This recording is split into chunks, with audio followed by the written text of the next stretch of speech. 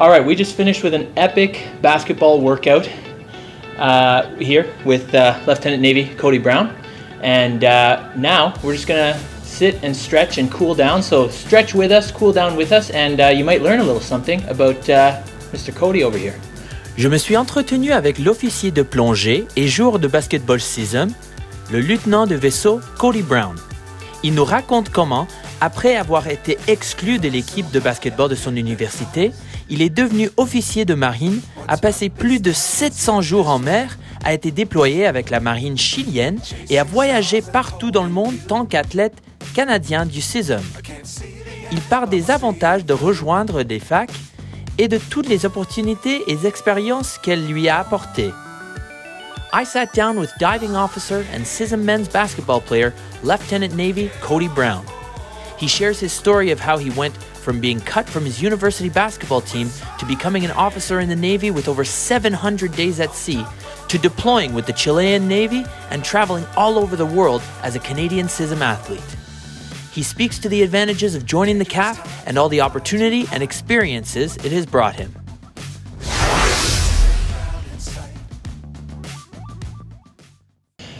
So, tell me a little bit about like how you grew up and, like where you grew up, maybe what your interests were and stuff like that, and how that led to the CAF. So I'm from a place called Porters Lake, Nova Scotia. It's just probably 40 minutes outside Halifax, down the east coast. And I grew up mainly playing baseball. My parents were both avid baseball players, and they put myself and my two brothers into baseball at an early age. So that I was like really into baseball. AAA competitive stuff until I was about 15, and once I started playing basketball just for fun with my friends at school and things like that, I grew a love for it, really. So I just gravitated towards basketball. I still really enjoy playing baseball and beer leagues and stuff like that. Right. But baseball was almost the sport I was shown, but basketball is the sport I found and fell in love with. Gotcha. Okay, cool. Yeah. Cool.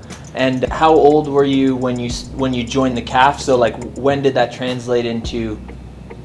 So I joined the CAF right out of high school. Pretty much, I was going to. I got accepted to Mount St. Vincent University, and I was paying from the student line of credit for that. And I was, I think, complaining about how expensive it was to a family friend one day who was a chief in the Navy. Okay. And Chief Darren Johns, if you're out there, shout out to Darren. Shout out. He said, "Oh, the Navy would pay your way through school while you're going, and then they would give you employment afterwards." So he told me about what's called the ROTP program, the Regular Officer Training Program. Okay. So I applied for that during my first semester of my first year, got accepted, and they started paying my way through school, and I had plenty of opportunities throughout to travel, to meet new people, to do the Navy training, and that's all during my university time, like on the summers. Right.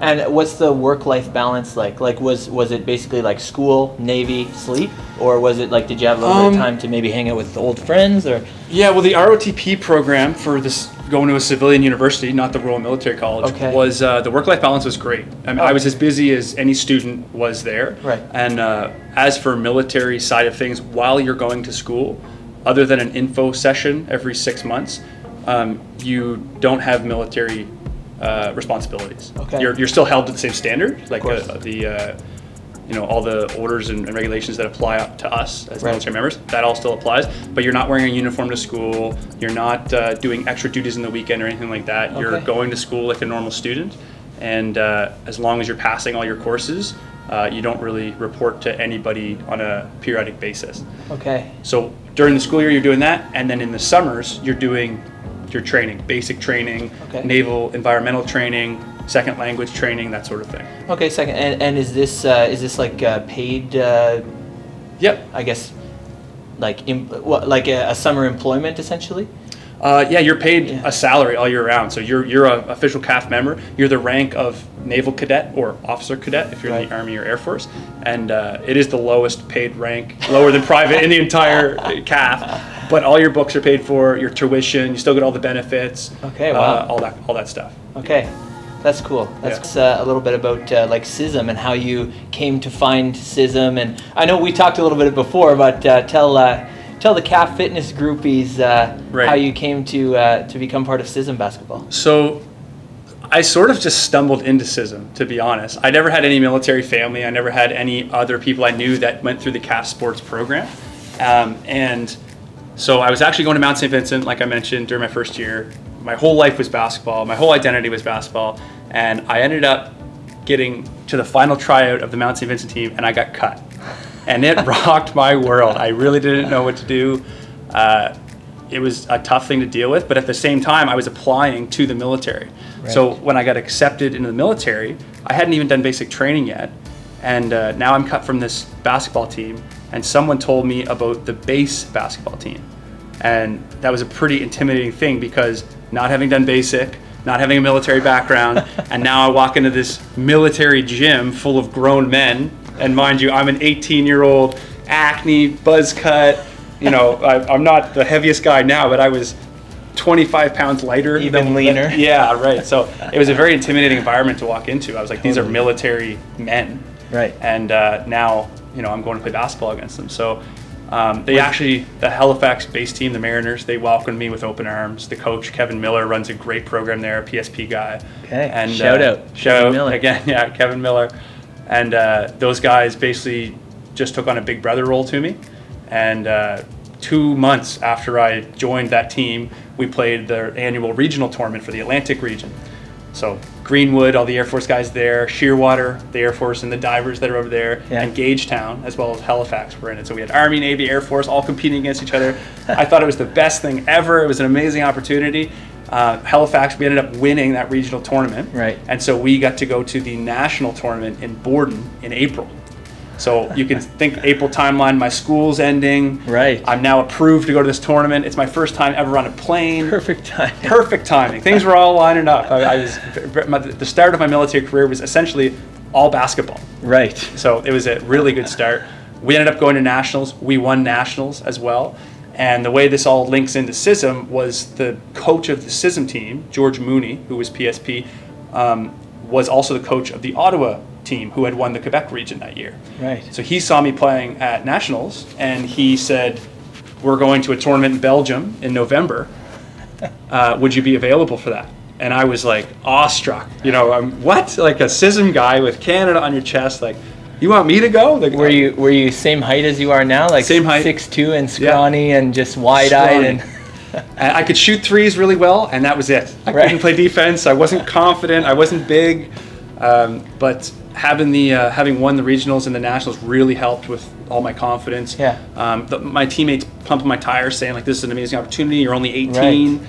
This is going to be so good for your development." Was that like a defining moment where like you earned their respect type of thing, or definitely. Like before you were kind of treated like, well, not mistreated, but kind of treated as like the new kid or whatever, and then it's like, okay, he's going to Belgium, so now like he earned his stripes, sort of thing. Yeah, I would say so. Yeah. I mean, I practiced against these guys twice a week, and we always played in men's leagues with our military team. So you feel like you go to battle with those guys, right? And that's one of the. If there's one thing that I could say that the CISM program and the CAF sports in general bring, is that shared struggle that you go through any sport, through working out like this together. It bonds you unlike any other thing, you know, that I've experienced. Right. It's similar to ship life, or I know I've done Navy diving, the dive courses. When you work out together and you struggle together, you bond, and those are the relationships you really remember. Yeah. Totally. Yeah. Absolutely. What sort of opportunities? So you went to Belgium, and then what other opportunities are cool? Like you can get specific too if you want, like cool things that CISM has brought you, like opportunities.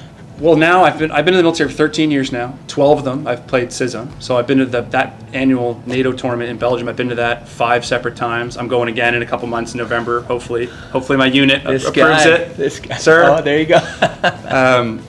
I've gone to Germany a couple times, 2 different tournaments. South Korea, we had the Military World Games in 2015. South Korea, that was amazing. They basically used the Military World Games as a practice, like run through for the actual Olympics. Right. So you're treated like an Olympic athlete. You'll sleep in the athletes' village. You're meeting all the teams from everywhere else. That was an amazing experience. Plus to just go to South Korea for 2 weeks. Exactly. Did you get any like touring done there or anything like that? Yeah, they put on buses for some cultural days. So you get to Cool. go. We got to see some universities there and some like the downtown city core and that's cool. Where we were. Yeah, it was really nice. I've been to the States a couple times. I've been to Lithuania now. I just returned from there less than a week ago. Right. So, and he's jet lagged, but he still got through that workout. He still put that workout on. So man, he's trying to wake myself up. Yeah, exactly. And what about? Did you develop any relationships with like other military? Other countries' militaries? Like yes. Yeah. So like lasting friends. Definitely. Because I'm similar. You always find someone your age on another team at CISM. Right. So I know I have like an arch nemesis on the French team, a guy named Kenneth, and he's just as good as me, kind of my height, my build, and I see him every year, and every time we see each other, we always catch up and see. But cool. Those relationships are another thing that keeps you motivated, that keeps you coming to the gym and wanting to push yourself, wanting to get better. It's beneficial obviously to play basketball against that person. Right. But it's also a huge benefit for the rest of your life. Right. You have to train hard. Typically, you need partners to train basketball hard. So all those hours you're putting in the gym with those other guys, those are benefiting you as well. They're benefiting that person as well. It's all positive. Like I was saying earlier, those days that you just don't want to do it. Right. The motivation's not there. Well, the discipline, knowing, okay, well, I got a CISM tournament in 2 months that guy, Kenneth, is going to be at, and I want to beat him. So I'm going to do it anyway. So that motivation in really... your face, Kenneth. Yeah. Yeah, so that the program's amazing because it doesn't just give you the opportunity to play, for me, a sport I really love and put a lot of time and energy into, but it benefits you in so many other ways that unless you're doing it, you don't fully understand. Right. Yeah. Right. And tell me, like, I guess it would be tough to organize around like a deployment. Like, how many deployments have you been on? So one formal deployment, Op Reassurance in 2016. Okay. But I also did Op Regulus, which is a exchange program. Gotcha. So I spent 6 months with the Chilean Navy on a Chilean ship. Oh, right. So, and did that interrupt your kind of career, if you will, with CISM and stuff like that? Yeah. So deployments and like career courses they come first. Yeah. And as an athlete, and as you want to go to everything, but you're a military member first. Of course. So I've been very fortunate in my 13 years with the program. I've only missed 2 tournaments. I missed Brazil for the World Games. Yeah, it's really good. It's so fortunate, very lucky. But I was on basic training when they went to Brazil, and there was another tournament in Korea that I missed. I think I was on my MARS training, Naval Warfare Officer training now. Gotcha. And so those career courses prevented me from going. Right. But if you're, I will say another benefit to the CISM program is that you don't get to leave work unless you're a high performer. So if you're not performing well at your job and you ask, hey, can I go for 3 weeks to Belgium to play basketball? The answer is going to be no. No. And that's a message from the CISM staff, especially from the coach, the manager.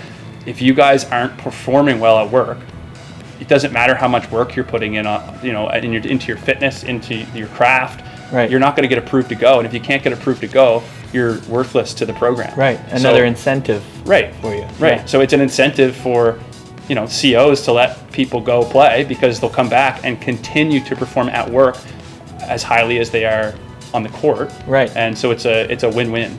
Yeah. Yeah. Totally. Yeah. And when you told me, let's switch sides.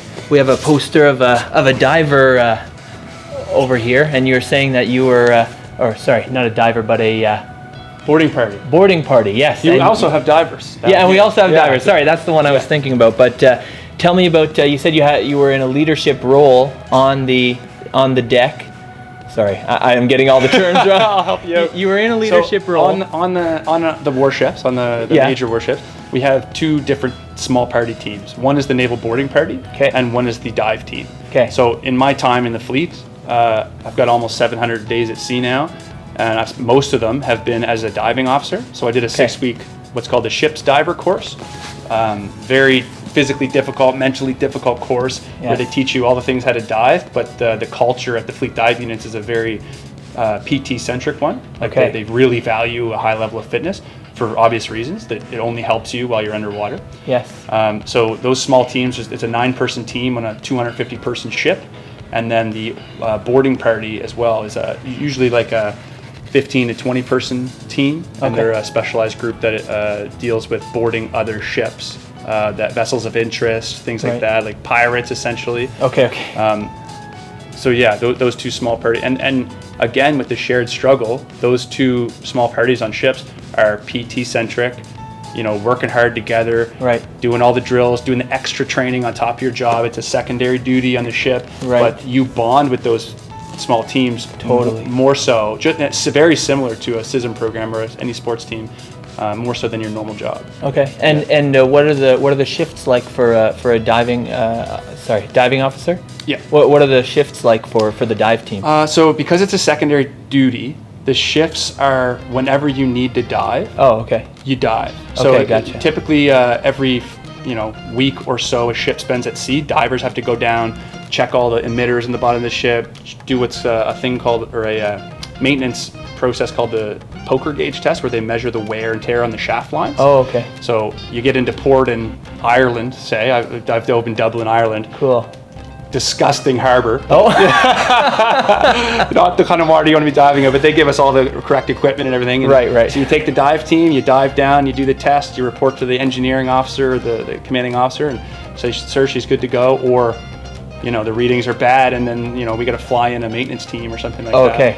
that. But divers are also act as rescue swimmers on board. So anytime there's a man overboard or a reason a body has to get in the water, Right. it's one of the ship's divers. So it might be 2 a.m.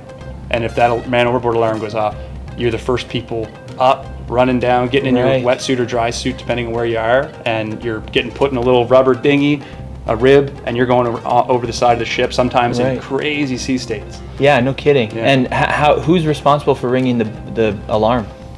So from the bridge, naval warfare officers, we operate the bridge on behalf of the CO. Okay. And so whoever's on watch, obviously if I was on watch, I wouldn't be the diver getting in the boat. Right, One right, of the other 9 would. Okay. But the bridge team would raise the alarm. And because of your like extra duty, extra responsibility, do you sleep in different what do you Quarters? Quarters. No, Yeah. no, you just Same have your quarters as everybody yep, else, you have but- your bunk, and then we have a like a diving locker on board with all the dive equipment. Okay. And so only divers are allowed in there, Right. obviously, and all of our kit's there. It's located in a close enough spot to the rescue station where the boat's launched that you can go get dressed with no one in your way, and then Right. get up to the upper decks to the boat. Oh, okay, cool. And tell me, tell us about your experience in the Canadian Navy versus your term on a Chilean Navy Yeah, right. boat. We discussed that a little bit. So, Chilean Navy, yeah. The biggest thing, I was so thankful to come back home, was the food. The food on board Canadian ships is second to none. Oh, yeah. And I've been in 13 years. My first 4 were either university or training, so let's say 9 years in the fleet. Right. It's changed a bit in that time, and it's just taken steps towards healthier eating, no deep fryers. Right. Air fryers. Air fryers, yeah, I'm sure, yeah. But no like deep fried, yeah, that's all there is to eat. Right. Every meal we get, there's plenty of salad, there's always a vegetarian option, a healthy option, and then like the delicious option, if you will. Not that the others are bad, but always like, Right. potatoes and gravy, that kind of thing. Right, okay. Stick to your bones. Some to load you up for your physically demanding tasks. Exactly. Yeah. Right. But with the Chilean Navy, it was, very strict. Every sailor gets rationed the same thing. The portions are less than half of what we would normally eat. So, myself and the 5 other Canadians that were deployed there, we ended up just taking 30 cans of tuna to sea with us, depending on how long of a sail you were going on. And just breakfast, you have your 1 egg, tuna. Lunch, you have your little bit of rice, little bit of soup, tuna. Breakfast is 1 egg. 1 egg. 1 egg. You get a little piece my of toast. God. You might get an egg. You might get an egg. Sometimes Oh it was my just a God. little piece of bread. I couldn't believe it. But Oh my God. on average, Chileans were much smaller. Okay. Not as physically active, not like us. Gotcha. Yeah. So it put in perspective just how lucky we have it in the RCN and in Canada in general. Like, Right. We have a lot. Yeah. Yeah. Totally. Dang. Yeah, that was good for 23-year-old Cody to experience. And how young are you now, if you don't mind me asking? 32. 32. Yeah. Okay. I was born in 91, so. So back then, you were like just beginning. Like you kind of, did you see this as kind of like an opportunity to do something different, and then not that you regretted it, but like you got the experience and it's like, okay, I wouldn't like to do that again? Or? Yeah, you know what? I would say that about a lot of my military experiences. Okay. Like basic training, for example. After I did it, I had a feeling of pride, like, man, I accomplished something. Like, right. My platoon of 65 people, I'm still really good friends with many people I just did basic training with. Right, because okay. I keep saying it, but that shared struggle. Yeah. You went through it together, and Totally. you know, it was unique in its own way because you were the only people there that did your specific basic. Would I want to do it ever again? No, I would not. No. So, you know, that's like the dive course, same thing. Right. Mars training, NWO training, phases 2, 3, 4. You learn a ton. You know, as a naval warfare officer, you're posted to the west coast in BC, where there's the Gulf Islands.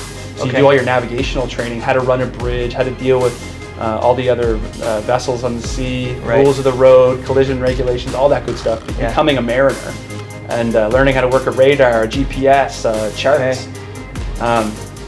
You know, you learn all that in a compact 3-phase training program. And when you're done, you're kind of like a Navy robot on the bridge of a ship. You know all the voice procedures, you know all the scripts, off heart, all the rules. You learn a ton. You bond with the people you're there with. You see a beautiful place in BC. I feel like BC now is a second home for me. Right, okay. I have plenty of friends on the West Coast now. Would I want to go through that training again? No, I would not. Am I proud to have gotten through it? Yes, I am. Right, Yeah. right. Yeah. Okay, that's cool. Yeah. And just on a less serious note, do you guys play a lot of Battleship aboard? Or is that like bad luck? Or No. I've seen people play Battleship in the wardrobe before. Yeah. Okay. Or the movie Battleship. Or the movie Battleship. Or Red October when we're hunting subs, all that good stuff. Okay. Yeah, it's a Top Gun actually is on okay. too often. Yeah. Some cliches. Cool. Some cliches, yeah, exactly. Lastly, what about the new Naval Experience program? So it's like a 1-year program to, I guess, entice people to join the Navy.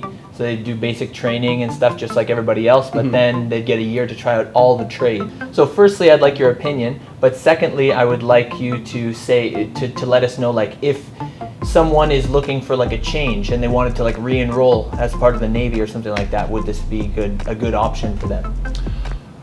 Yeah, so I have heard about it. I heard about it through the Navy newsletter that gets released, but I also heard about it and had more attention on it because my younger brother is currently applying for it through the reserves.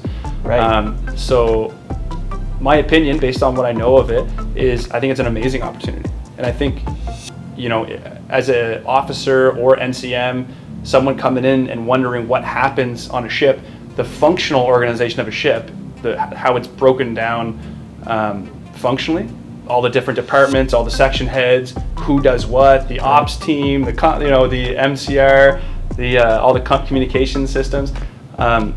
If you were to take some time in each one of those departments and test out the trade, you would have such a better idea of what happens inside the ship as a whole. Right. So I think almost as like a basic training to the Navy, I think that is invaluable to the whole operation of a ship, because then you'd have people having an idea of, okay, well, here's all the trades. I'll pick the one that interests me the most. Right. And then you don't get stuck into one career trade and then get on the ship and go, well, actually, I like that more, but I didn't know it existed. Right. Yeah. So my opinion on it is, I give it a thumbs up. I think it's a good initiative, and hopefully it boosts the recruiting for the Navy. Is that something that happens a lot?